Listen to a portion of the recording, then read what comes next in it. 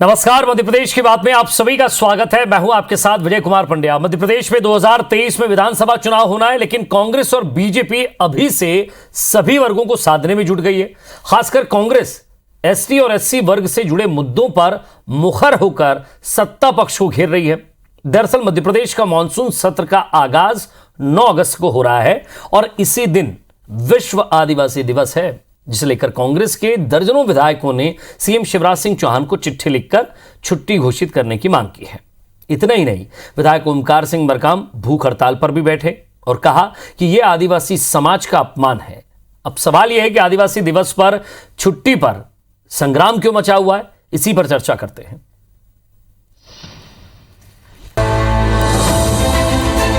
मध्य प्रदेश में एक बार फिर आदिवासी समाज पर सियासत तेज हो गई है। दरअसल 9 अगस्त को विश्व आदिवासी दिवस है और इसी दिन मध्य प्रदेश की विधानसभा का मानसून सत्र शुरू होने जा रहा है। कांग्रेस विधायकों ने मुख्यमंत्री शिवराज सिंह चौहान को चिट्ठी लिखकर मांग की है कि 9 अगस्त को सरकार सार्वजनिक अवकाश घोषित करे।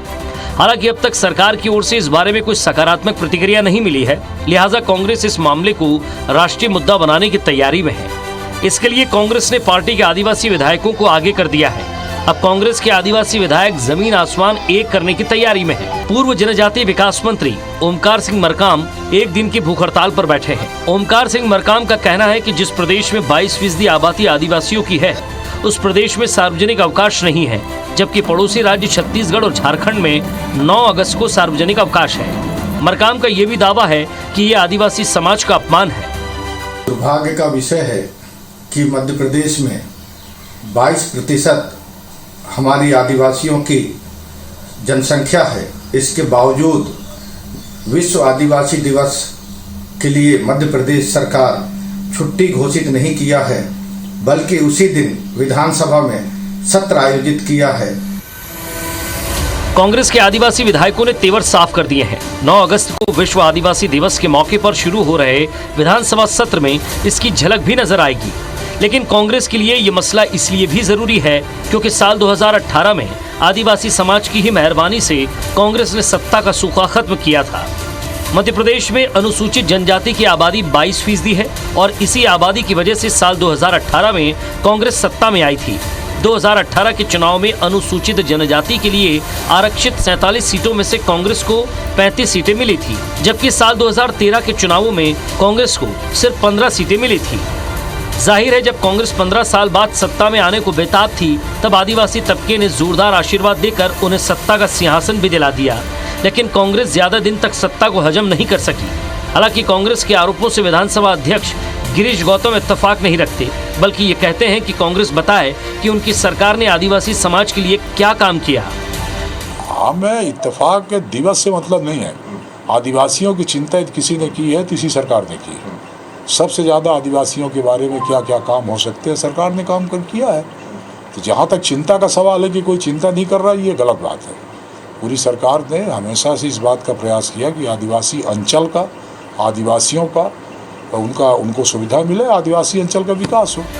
दरअसल मध्य प्रदेश में सत्ता का दरवाजा प्रदेश के SC ST की 82 आरक्षित सीटों से ही खुलता है। अंक गणित के हिसाब से भी देख लें तो साल 2013 में बीजेपी को SC ST की 59 सीटें मिली थी। इन्हीं 59 सीटों की वजह से बीजेपी ने अपना तीसरा टर्म पूरा किया था। लेकिन SC ST ने साल 2018 के चुनाव में बीजेपी के बजाय कांग्रेस पर भरोसा जाहिर किया। नतीजा ये रहा कि इन 54 सीटों और निर्दलियों के सहारे कांग्रेस ने सत्ता का वनवास खत्म कर लिया। हालांकि कांग्रेस का सफर मुश्किल भरा रहा और आखिरकार 2020 में कांग्रेस की सरकार भरभरा कर गिर गई। लेकिन कांग्रेस साल 2023 के चुनाव के लिए तैयार है। इस बार भी कांग्रेस को उम्मीद है कि दलित आदिवासियों की लड़ाई में मिलने वाला माइलेज उन्हें सत्ता की चौखट तक जरूर ले जाएगा। नवीन कुमार सिंह, IBC 24, भोपाल। तो सवाल एक अवकाश का है। वो अवकाश, वो छुट्टी, वो आदिवासियों के लिए, उन आदिवासी लोगों के लिए, उस संस्कृति के लिए और साथ ही साथ उस एक समाज के लिए जो मध्य प्रदेश का एक हिस्सा है और जिस हिस्से को राजनीतिक दृष्टि से 22 या 23% देखा जाता है। जरा बातचीत करते हैं आदिवासियों को समझने वाले, उनके बीच रहने वाले और खुद एक आदिवासी नेता ओमकार सिंह मरकाम साहब हमारे साथ हैं। पूर्व मंत्री भी रह चुके हैं, अभी विधायक भी हैं। सर, स्वागत है आपका।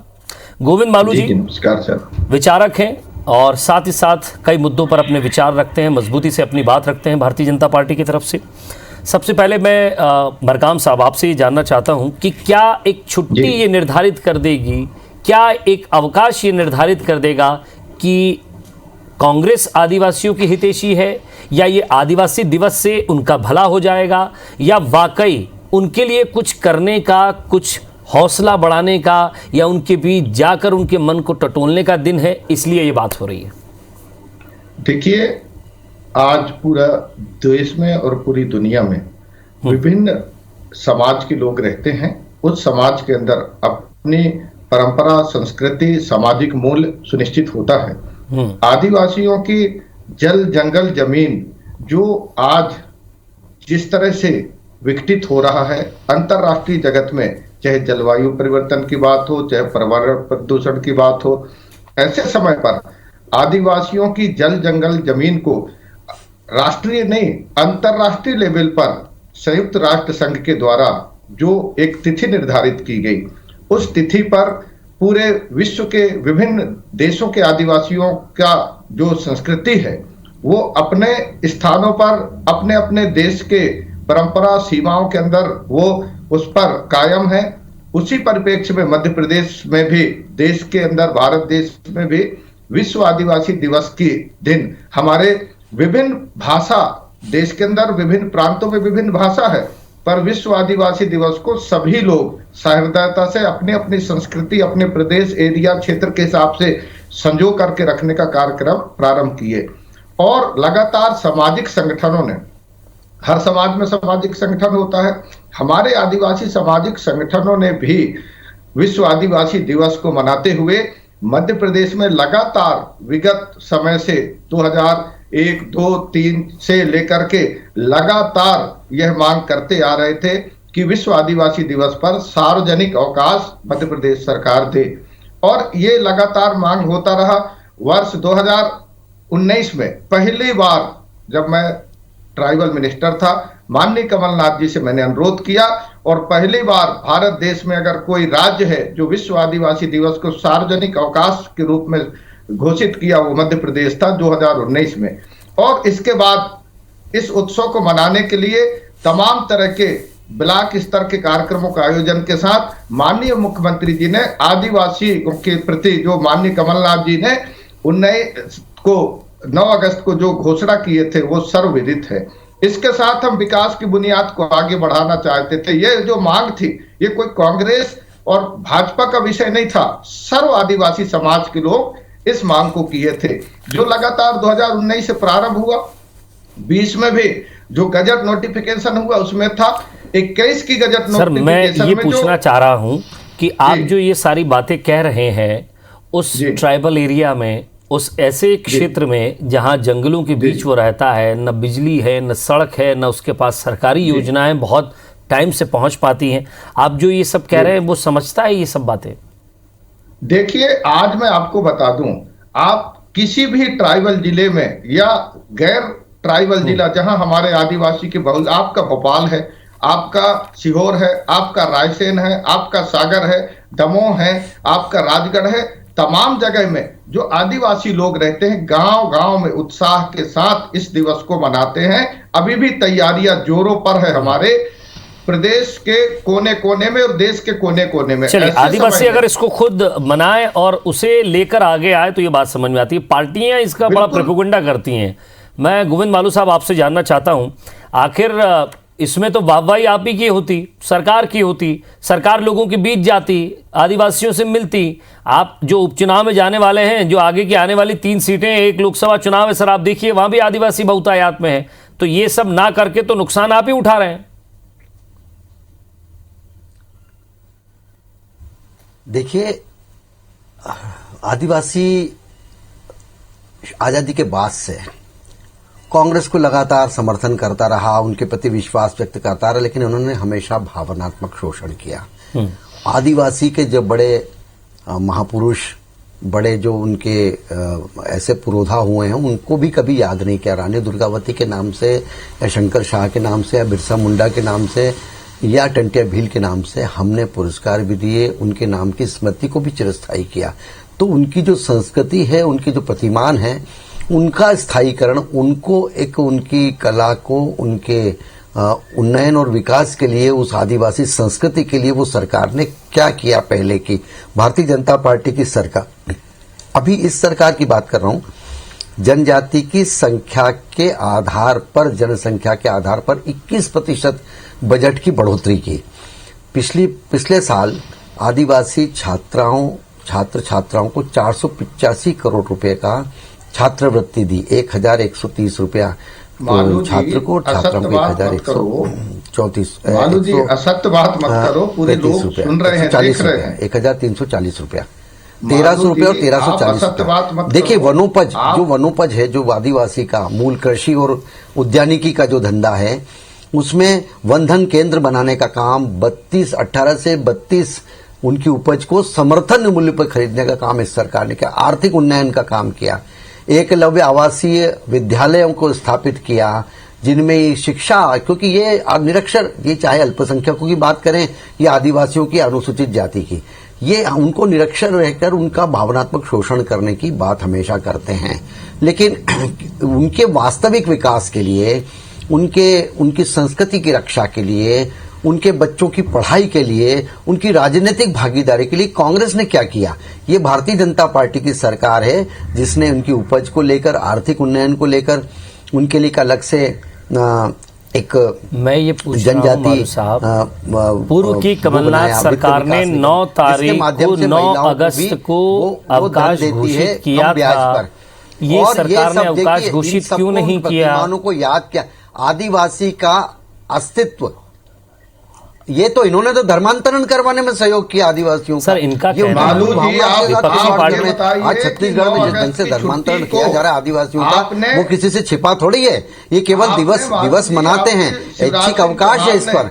अब ये तो अकर्मण्यता के कुछ दिन गुजारे देश में, ये गांधी जी भी नहीं चाहते थे, कोई भी नहीं चाहता था, ये क्यों चाह रहे हैं, मुझे ये समझ में नहीं आता है।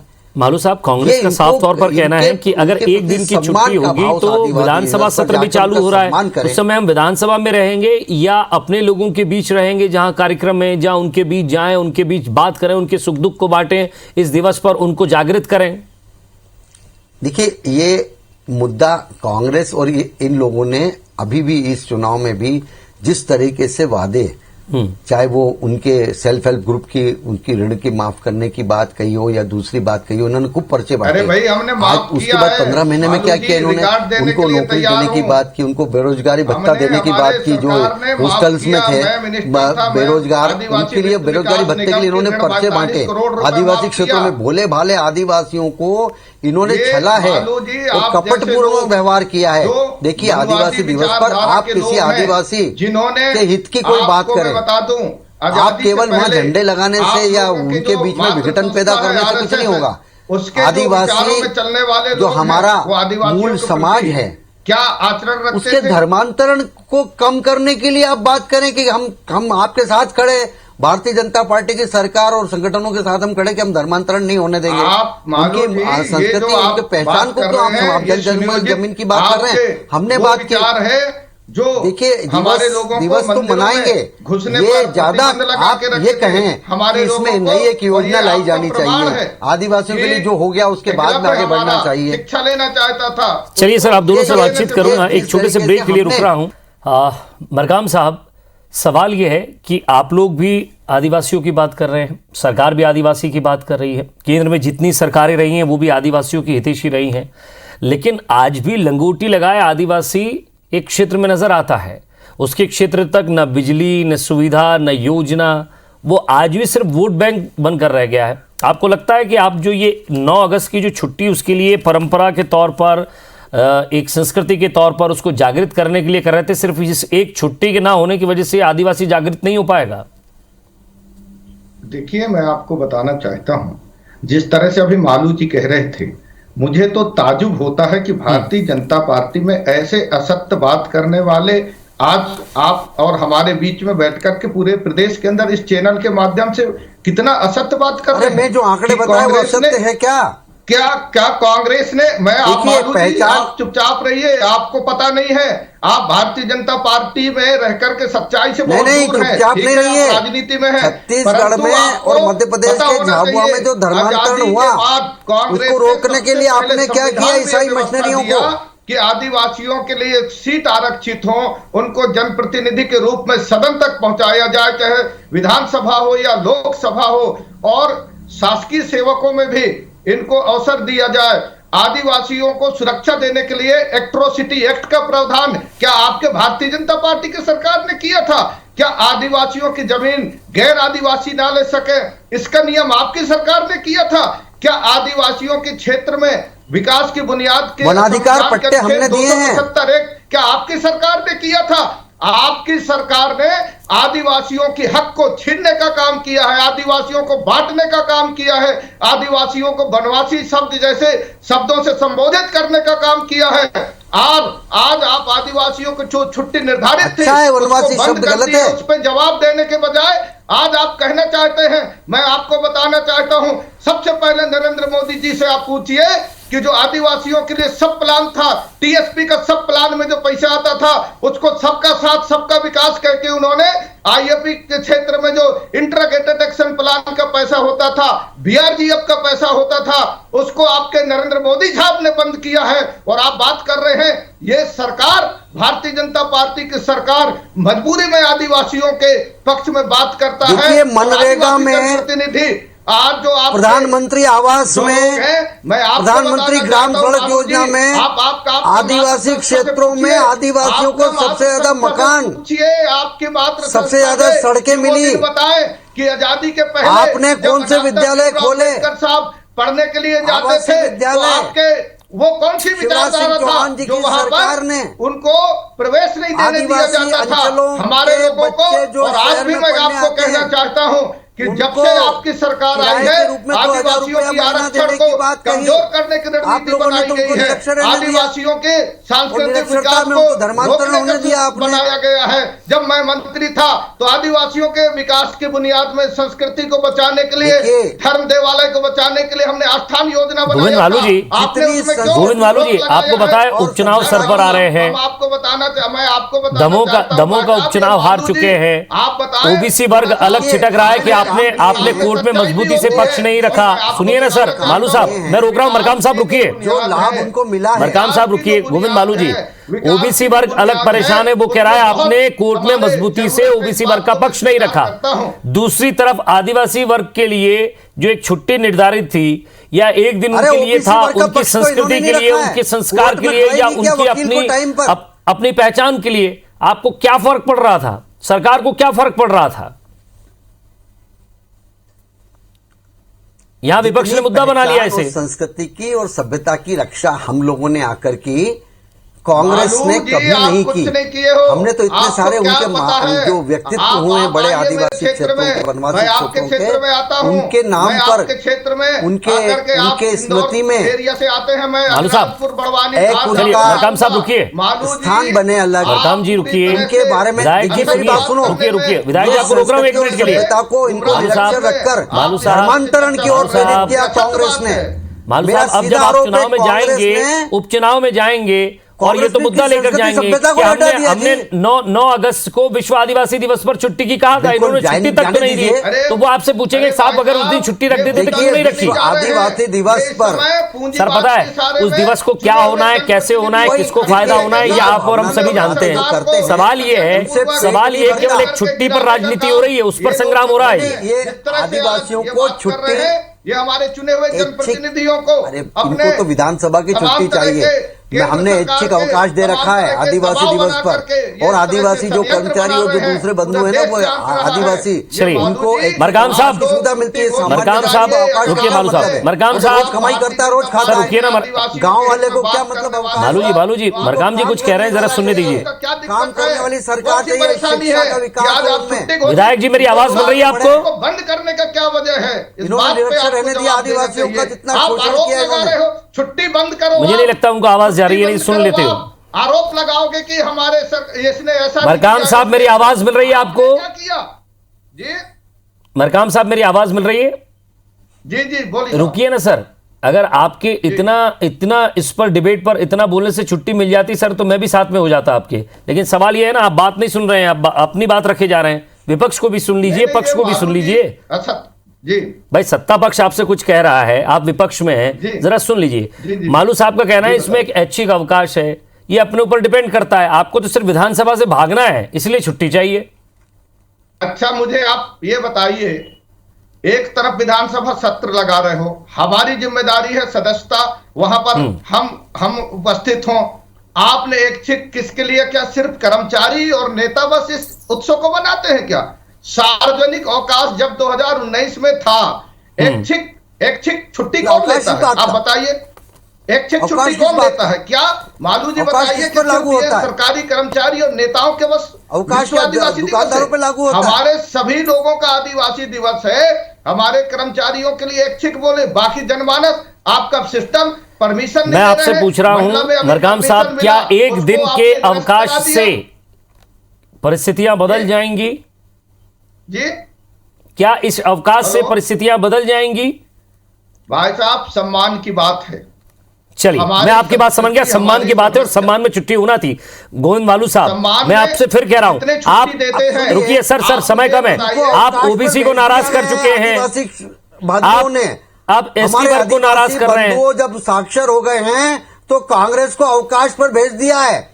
ये पूरे देश भर में यदि इन्होंने कुछ काम किया होता तो इनको आदिवासी सीटें जो मिलती थी वो मिलती। 42 और 52 पर आकर टिक गए लोग। ये आदिवासी और अनुसूचित जाति, आप भी जानते हैं, मरकाम साहब भी जानते हैं, गोविंद मालू साहब और आप भी जानते हैं कि आदिवासी वोट और ये वर्ग किसके लिए कितना महत्वपूर्ण है, क्योंकि यही वर्ग था जिसने कांग्रेस को सरकार में लेकर आया। हालांकि जोड़ तोड़ से जरूर बनी थी, लेकिन बहुत ज्यादा जिन नहीं चल पाई। लेकिन यही वर्ग है, ये 69 सीटें ही डिसाइड करती हैं कि आखिर हवा किसकी चल रही है और कहां किसकी सरकार बनेगी। खैर, आदिवासी वर्ग को लेकर आपने चिंतन किया, मनन किया, ठीक है, लेकिन वाकई उसके लिए, उस वर्ग के लिए काम की जरूरत है। आदिवासी दिवस मनाने से या उस पर आदिवासियों के बीच जाकर ढोल थाप मंजीरे बजाने से मुझे नहीं लगता कोई जनप्रतिनिधि उनका हितैषी हो जाता है। सवाल यह है कि उस जनप्रतिनिधि को उस वर्ग के लिए, उस पार्टी को उस वर्ग के लिए मजबूती से काम करना पड़े, ताकि आज जो आपके, हमारे या बड़े बड़े अधिकारियों के और नेताओं के बच्चे जो विदेश में जाकर पढ़ते हैं, कम से कम ये आदिवासी वर्ग भी उस योजना का लाभ लेकर वहां तक पहुंच पाए। बहुत बहुत शुक्रिया, नमस्कार।